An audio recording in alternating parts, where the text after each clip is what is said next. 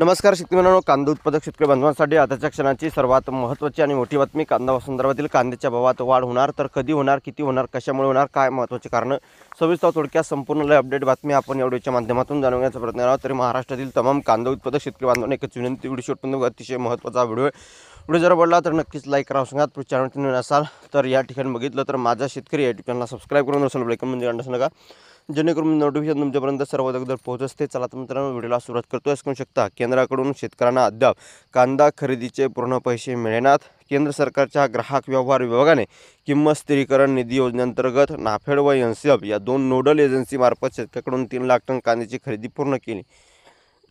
परंतु खरेदी पश्चात 72 तासात पैसे देण्याचे सांगितले असताना 2 महिने उशिराने शेतकऱ्यांचे एकूण देयकाचे 75% पैसे अदा केले.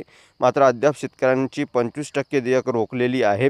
ही रक्कम जवळपास 100 कोटीवर असल्याचं समजते आहे.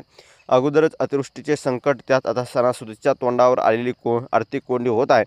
शेतकऱ्याकडून कांद्याची खरेदी झाल्यानंतर जवळपास 2 महिने शेतकऱ्यांच्या खात्यात पैसे मिळाले नव्हते. अग्रवणने सातत्याने हा प्रकार समोर आणला.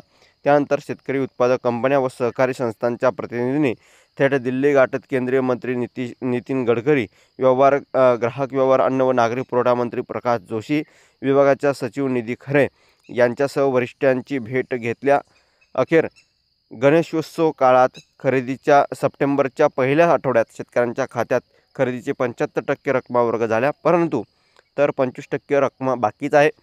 आता रब्बी हंगाम तोंडावर असताना मागील रब्बी हंगामात उत्पादित कांद्याचे पैसे मिळत नसल्याने कष्टाच्या पैशासाठी शेतकऱ्यांना विनवण्या कराव्या लागत आहे. एकीकडे अतिवृष्टीमुळे खरीपातील पीक हातातून गेले आहे आणि दुसरीकडे दिवाळी तोंडावर आहे. पुढील 1-1.5 महिन्यात लग्न सराई, मुलांचे शिक्षण व कुटुंबाचे वैद्यकीय खर्चासाठी सुद्धा अनेकांकडे पैसे नसल्याने मोठी अडचण निर्माण झाली आहे. आणि हा होता महत्त्वाचा व्हिडिओ. या संदर्भात तुमचं काय मत, प्रतिक्रिया नक्कीच मांडा. धन्यवाद. शेअर करा, सबस्क्राईब करा आणि कमेंट करा. धन्यवाद.